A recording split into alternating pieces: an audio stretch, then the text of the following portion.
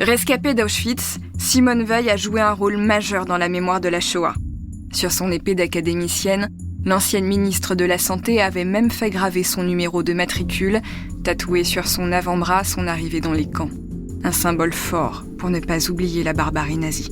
Europe 1, au cœur de l'actu. Virginie Giraud. En 2007, dans son autobiographie Une vie, Simone Veil racontait l'enfer qu'elle avait vécu à Auschwitz avec sa mère et sa sœur. Je vous propose d'écouter l'entretien qu'elle avait alors accordé à Jean-Pierre Elkabbach sur Europe 1. Vous vous êtes décidé, j'ai envie de dire enfin, à publier vos mémoires et vous avez eu raison. Simone Veil, bienvenue et bonjour. Bonjour. Et je vais dire comme Jacques Pradel, Madame Simone Veil. Et puis votre présence permet aussi de traiter l'actualité de haut. Et vous vous excusez au début de votre livre auprès de Maupassant d'avoir emprunté le titre d'un de ses romans, Une vie, pour décrire un parcours qui ne doit rien à la fiction. Eh bien ça non, c'est une vie exceptionnelle dans notre histoire. Et en plus, je pense que vous n'aimez pas tellement qu'on vous le dise. Ou qu'on vous flatte.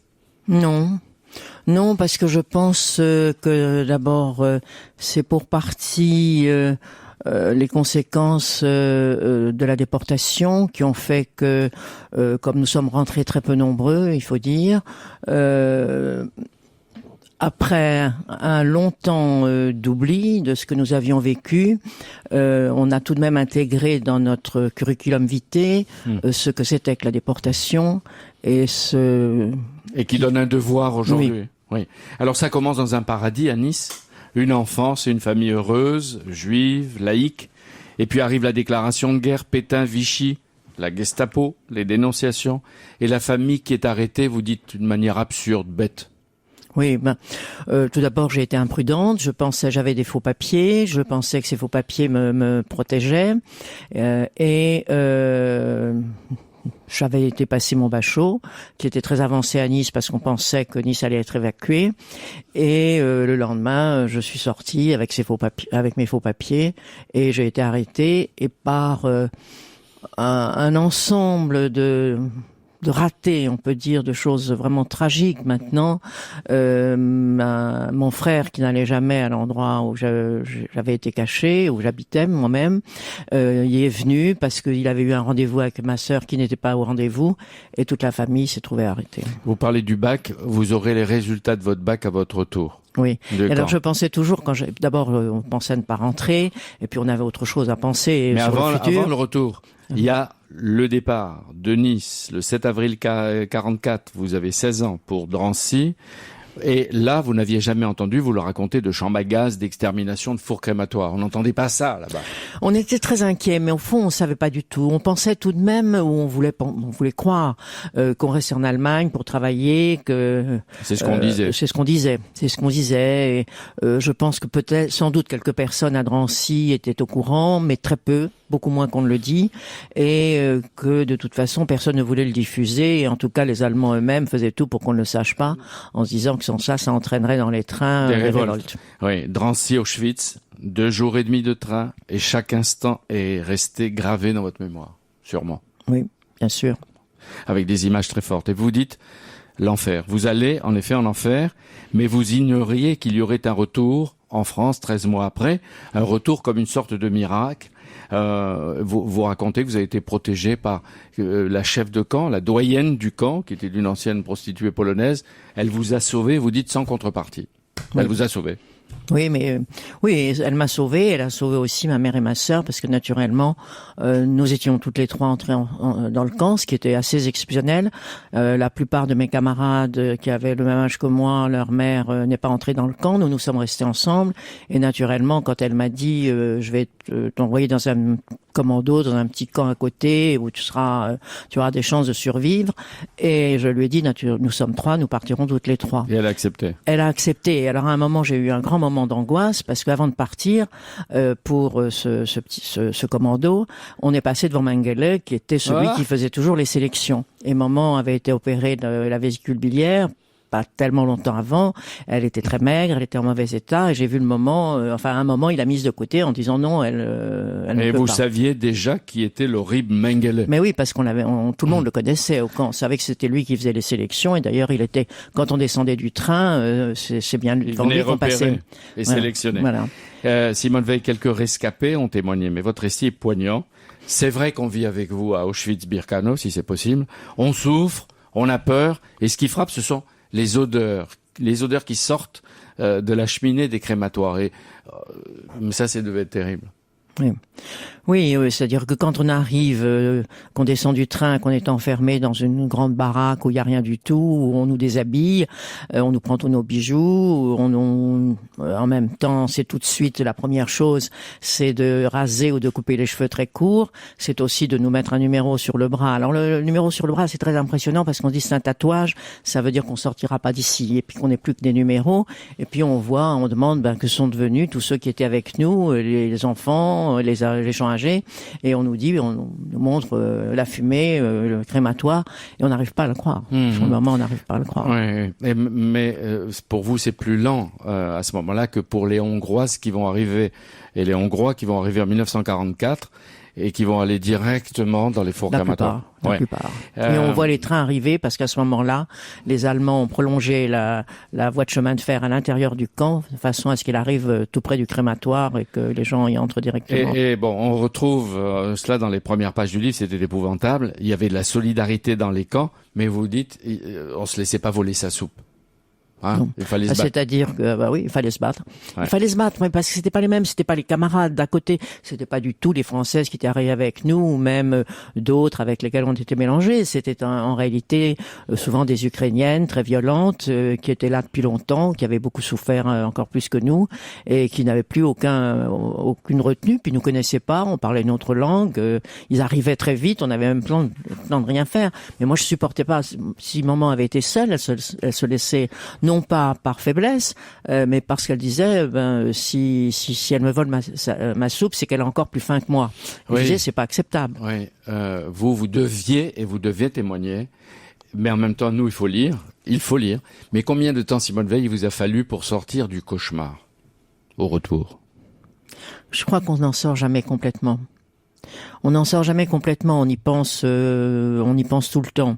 On y pense beaucoup. Moi, pendant 30 ans, je me suis dit, sur mon lit de mort, c'est à ça que je penserais. C'est tout le temps, il n'y a pas de jour où je pense. Et en même temps, quand on se revoit entre déportés, on se voit souvent.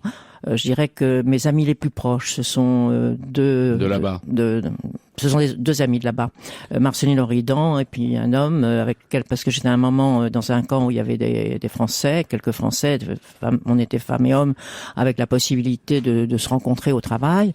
Et ce sont les gens dont je me sens le plus proche quand j'ai envie de dire quelque chose de particulier et de rire. Car ce qui est très frappant, c'est quand on se retrouve entre anciens déportés, c'est à la fois tellement douloureux, mais en même temps, on le prend toujours avec une espèce de distance et d'envie de dépasser ce qu'on avait vécu. On est là. On a tellement pensé. En plus, vous êtes revenu. Voilà. Et vous confirmez d'ailleurs qu'à leur retour, les survivants ne peuvent rien raconter. Il y a comme un trou de plusieurs années en France.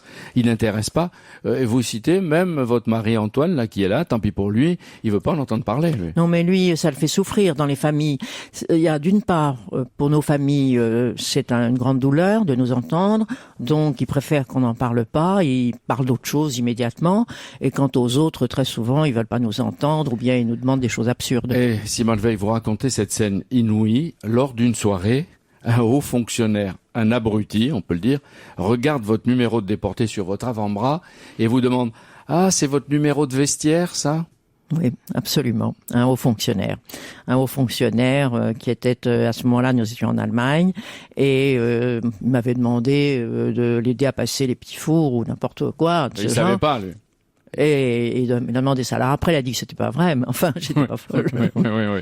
Et pendant longtemps, il fallait cacher le numéro. Oh, pendant longtemps, les gens posaient des questions tellement désagréables. Donc on portait des manches longues, même l'été. Oui. Et vous vous souvenez de votre numéro? Oui, bien sûr.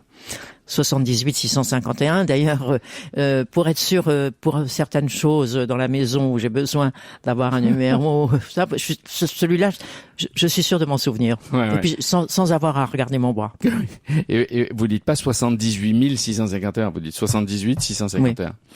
Quand vous revenez, vous revivez, puis vous entrez dans l'administration, vous faites vos études, vous venez progressivement à la politique, vous entrez dans un gouvernement sous le président Giscard d'Estaing, le premier ministre Jacques Chirac.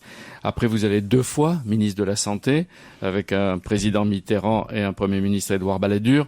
Bon, on va vite, mais le grand combat, c'est pour la cause des femmes avec Gisèle Halimi, Michel Poniatowski, Lucien Neuwirth, c'est-à-dire des hommes de droite. Quelle image vous gardez encore aujourd'hui de ce moment-là, tellement important pour l'histoire, et pas seulement des femmes? Quels mots vous en gardez? Oui, juste une observation, très vite. Lucien Neuwirth, je viens de lire ses mémoires qu'il a publiées, et j'ai découvert que c'était un homme extraordinaire, qui avait fait pendant la guerre, à partir de l'âge de 16 ou 17 ans, des choses extraordinaires. Il a été un grand résistant, il a été très fusillé, grand résistant, il a été fusillé, et on est venu lui mettre, officiellement, lui a mis une balle, et ils l'ont pas tué. Et il est tellement modeste, qu'il n'en parle jamais. Et c'est pour ça que je tiens à le lire. Il se trouve que j'ai lu son livre avant. Hier, ça, c'est le combat de l'IVG, on en parlera, ou on en a parlé, mais aujourd'hui, vous êtes libre, vous dites ce que vous voulez, on va pas parler de politique. Mais une seule chose, le cardinal Lustiger, dont vous étiez devenu l'ami, vous avez demandé de prendre la parole le jour de ses obsèques sur le parvis de la cathédrale, et pour rappeler qu'il était juif. La hiérarchie de l'Église a refusé. Qui? Vous savez qui? Je ne sais pas. Je sais que c'est le cardinal qui m'a téléphoné lui-même, qui est devenu cardinal, et je n'ai pas pu savoir. Je n'ai pas pu savoir ce que c'était, puisqu'en définitive, quelqu'un d'autre l'a fait à ma place, mais que j'ai été écarté. Ouais. Et vous savez pas pourquoi? Non. Eh bien, écoutez, on demandera à Monseigneur André XXIII, le moment venu, de le dire. Pour les Clinton, les Nelson Mandela, le roi d'Espagne, les Bush, les chefs de l'Afrique ou du Proche-Orient, pour les Français, Simone Veil, c'est un destin et un caractère, même si vous rougissez, c'est comme dit Paris Match, une rebelle à l'esprit indépendant. Avec tout ce que vous avez vécu, vous êtes pessimiste? Non, je suis optimiste. Je suis optimiste. Moi, quand j'entends aujourd'hui tout le monde dire jamais la planète n'a été aussi en danger, jamais le monde n'a été aussi horrible, et que je pense aux 2 guerres mondiales, où ce sont les Européens qui ont mis le feu, on peut dire, à toute la planète, je trouve qu'on ferait bien d'être beaucoup, beaucoup plus modeste et de constater que bien sûr il y a encore aujourd'hui, on parlait du Darfour, c'est épouvantable ce qui s'y passe, il y a un certain nombre de drames, mais je trouve que nous Européens on fait toujours la morale aux autres, on voudrait, alors qu'on a été pendant très longtemps des colonialistes, qu'on n'a pas préparé souvent ces peuples à avoir leur indépendance, ils l'ont pris eux-mêmes, alors ça me choque beaucoup et je suis optimiste. Je suis optimiste parce qu'en défi, je suis sans illusion, mais je suis optimiste parce que je trouve qu'au contraire, il y a un certain nombre de choses qui sont mieux comprises, sur lesquelles on se penche, qui nous posent des problèmes nouveaux, bien sûr, mais au moins on les appréhende alors qu'on les appréhendait pas. Quelqu'un qui vous connaît bien et qui vous voit souvent dit Simone Veil, elle crée une révérence instantanée de toutes les générations, garçons et filles, elle aide à se repérer comme une mère universelle. C'est trop ça, une mère universelle? Oui, c'est un peu beaucoup. C'est un peu trop. Beaucoup, là. Ouais, même beaucoup trop. Oui, mais c'est un peu vrai, non? Bon. Eh bien, écoutez, bonne journée, merci. On parlerait longtemps avec vous. On n'hésite pas à dire, dans certains cas, qu'on n'aime pas, qu'on critique, etc. Mais quand on admire, moi je suis modestement, comme Albert Camus disait, j'ai beaucoup de plaisir et j'aime dire que j'admire. Ben voilà. Dans son combat pour le souvenir de la Shoah, Simone Veil s'opposait avec force aux négationnistes. Ainsi, en 1978, quand Louis Darquier de Pellepoix, ancien commissaire général aux questions juives sous le régime de Vichy, déclare lors d'une interview donnée à l'Express qu'à Auschwitz, on a gazé les poux, Simone Veil ne peut s'empêcher d'intervenir. Et pour cela, elle a choisi le micro d'Yvan Levet sur Europe 1. Madame le ministre, vous avez protesté contre la diffusion par FR3 du film consacré à Eva Braun. Est-ce que vous protestez aujourd'hui contre la publication par l'Express de l'interview justification de M. Darquier de Pellepoix? Que faut-il faire selon vous pour éviter que demain, les historiens mettent en parallèle le bilan du nazisme et ses soi-disant témoignages? Enfin, dans ces conditions, ne devriez-vous pas insister pour qu'on puisse projeter désormais à la télé Holocauste? Alors tout d'abord, si j'ai donné mon sentiment sur l'émission concernant Eva Braun, c'est parce que j'étais interrogée à l'Assemblée nationale et que je devais répondre. Je ne pouvais pas cacher mon sentiment personnel. Alors, en ce qui concerne cette interview de Darquier de Pellepoix, je pense que la rédaction de l'Express a dû beaucoup hésiter. Ayant cette interview, il y avait deux positions. Ou bien passer sous silence ce que pensent des gens comme Darquier de Pellepoix, ou bien jeter ce cri d'alarme, car au fond, c'est bien comme ça que j'ai compris l'interview de l'Express, et il n'y a aucune ambiguïté sur ce que pense le journaliste de la façon dont il interviewe Darquier de Pellepoix sur le fait qu'il est horrifié par les propos qui sont tenus. La seule question, alors, ce qu'on peut se poser, est-ce que c'est bon, est-ce que c'est mauvais de jeter des cris d'alarme dans ce genre, et surtout de donner une tribune à Darquier de Pellepoix. Alors, si on pense qu'il y a vraiment un renouveau, un risque de revoir le nazisme, peut-être est-il bon d'alerter l'opinion sur ce danger.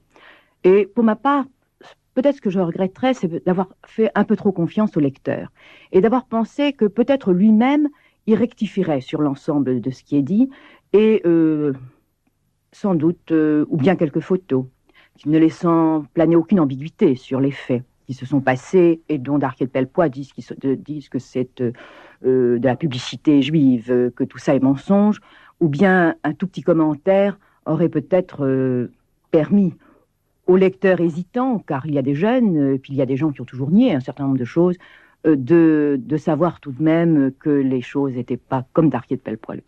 Oui, alors justement, vous êtes là ce matin et vous êtes là, pourquoi le cacher? Vous êtes là en partie pour ça.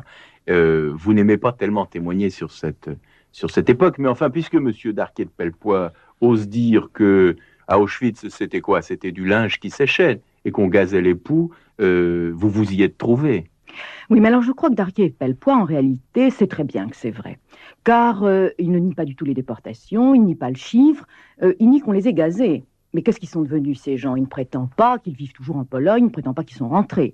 Donc, au fond, c'est uniquement les modalités selon lesquelles ces gens sont morts. Ils s'enferment, et je crois que simplement dans la logique de son système, puisqu'il assume complètement le système, il n'ose pas aller jusqu'au bout et dire oui, on les a gazés, mais il le sait au fond de lui-même. Je crois qu'il y a vraiment, si on veut bien lire son article, aucune ambiguïté. Non, il parle de trucage, il parle de mensonges, il conteste les chiffres. Oui, enfin, à peine, parce qu'il ne dit pas du tout, mais les gens n'ont pas été déportés, ou les gens sont rentrés en très bonne santé, il n'essaye pas du tout, pour répondre au livre de Klarsfeld qui vient d'être fait, qui donne convoi par convoi le nom de tous les gens et comment ils sont morts, il ne répond pas. Que faut-il faire aujourd'hui, selon vous, madame, pour éviter que les historiens mettent demain en parallèle le vrai bilan du nazisme avec des témoignages comme celui-là? Parce que c'est pas le seul, hein. Il n'est pas le premier, monsieur. Oui, alors c'est une question que se pose un certain nombre de déportés qui sont rentrés, il y en a de moins en moins, et puis aussi des familles de déportés. Et c'est un vrai problème. Et j'en parlais récemment avec des camarades de déportation, nous demandions si ce n'était pas le moment, avant que nous ayons tous disparu, et tout de même ça n'est pas si long, d'essayer de recueillir des témoignages très précis, de faire un livre document.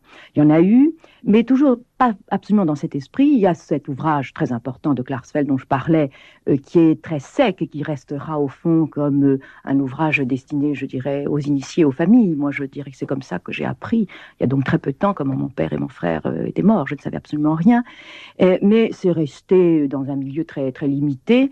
Ça ne parle pas de la même façon. Peut-être faut-il se donner la peine, même si nous-mêmes nous trouvons que c'est difficile, que c'est une grosse astreinte, d'essayer de recueillir des témoignages quand il en est temps. Vous seriez prête à témoigner directement? Oui, je l'ai fait il y a quelque temps. Ce qu'a été votre expérience d'Auschwitz? Je l'ai fait il y a quelque temps, ça m'était très pénible pour une chaîne de télévision américaine qui prépare un film de document. Et j'étais très occupée, et puis ça m'est très désagréable, mais j'ai trouvé que je n'avais pas le droit de refuser de témoigner. Et vous le feriez en France? Oh oui, certainement. Dans ces conditions, est-ce que vous ne pourriez pas insister aujourd'hui pour qu'on puisse projeter à la télévision française Holocauste? Et puis je voudrais aussi vous demander ce que vous pensez, alors là c'est au ministre que je parle, des gouvernements successifs qui permettent à M. Pellepoix de vivre tranquille, hein, et de ne pas avoir demandé son extradition. Oui, alors en ce qui concerne le film Holocauste, vous me dites est-ce que vous ne pourriez pas insister? Je veux dire que je n'ai aucun pouvoir en la matière. Les chaînes de télévision, c'est ce que j'ai dit l'autre jour, achètent les films qu'elles souhaitent et vraiment elles sont complètement indépendantes. Il y a des problèmes à la fois de programmation, des problèmes financiers qui se posent à chacun des responsables de chaînes. Ça n'est donc pas mon problème. Mais puisqu'il faut témoigner et puisque les autres Alors, Darquier de Pellepoix et ses amis témoignent. oui, alors, mais ce que je trouve, personnellement, je n'ai pas vu le film, mais je l'ai proche, ma sœur qui a été déportée l'a vu, mon fils l'a vu, et m'ont dit que c'était un film passionnant. Pas tellement d'ailleurs sur la télévision, sur la déportation, mais sur le processus du génocide. Comment il avait pu se produire, comment les gens avaient été piégés et s'étaient trouvés tout d'un coup dans les camps, alors qu'ils s'estimaient, là, il s'agit des Allemands, de bons Allemands, qui étaient tout à fait intégrés, et comment ils avaient cru que ça ne leur arriverait jamais, et puis c'était arrivé, et que vraiment ça démontrait comment, dans une époque normale, des gens normaux pouvaient tout d'un coup être entraînés dans ce processus du nazisme. Alors, je voudrais bien d'ailleurs préciser ceci, c'est qu'Holocauste, d'après ce qu'on m'a dit, n'est pas du tout un film anti-allemand, c'est pas du tout dans un esprit de revanche vis-à-vis des Allemands qu'il faut présenter, que je souhaite qu'on présente un film de ce genre et qu'on le montre. C'est pour montrer comment un système qui peut se produire dans n'importe quel pays et avec n'importe qui peut arriver à un phénomène de génocide. Et je crois que c'est vraiment ça. D'ailleurs, des génocides actuellement, on en vit. Ce qu'on dit du Cambodge est épouvantable. Et ce qui s'est passé, il n'y a pas que les Juifs, ce qui s'est passé avec les Tziganes, ce qui s'est passé autrefois avec les Arméniens. Ce qui se passe avec les Nord-Africains aujourd'hui dans certaines petites villes de France. Oui, enfin, on n'en est pas là encore au génocide, mais on est tout de même à des choses épouvantables, comme vous venez de le dire. Alors, je crois qu'il faut alerter. Et que ça n'est pas du tout revenir sur le passé, vouloir une revanche. C'est simplement éviter que des choses de ce genre se reproduisent. Alors, en attendant qu'un président de chaîne achète et propose aux téléspectateurs Holocauste à la télévision, est-ce qu'on ne devrait pas extrader ce monsieur ? Oui, alors je ne sais pas du tout, je pense que de toute façon, les faits sont prescrits, je ne crois pas qu'il tombe, enfin il faudrait étudier juridiquement comment le problème se pose. Est-ce qu'il y a eu une demande ou non d'extradition ? Est-ce qu'il y a une convention d'extradition avec l'Espagne ? Je ne sais pas du tout. Moi je souhaite en tout cas pour ma part que M. Darquier de Pellepoix vive dans l'angoisse et le remords. Le remords, je ne crois pas, son article démontre qu'il n'y en a aucun et qu'il n'a rien compris et qu'au contraire il se justifie lui-même. D'ailleurs peut-être est-ce une façon d'apaiser ces remords que d'essayer de se justifier dans la théorie. Mais je souhaite pas du tout qu'il soit assassiné, qu'il soit jugé, je ne veux pas sa mort, mais je souhaite qu'il ne soit pas tranquille au fond de lui-même. C'est ça qui est important. Pour commémorer les 80 ans de la libération d'Auschwitz, la rédaction d'Europe 1 vous propose d'écouter les témoignages précieux des survivants issus des archives de la radio. Une série d'épisodes à écouter au cœur de l'actu sur le site et l'appli Europe 1, ainsi que sur toutes les plateformes d'écoute. Au cœur de l'actu. Écoutez également le récit et l'interview inédite d'Au cœur de l'histoire, consacrée à la libération des camps par l'Armée rouge.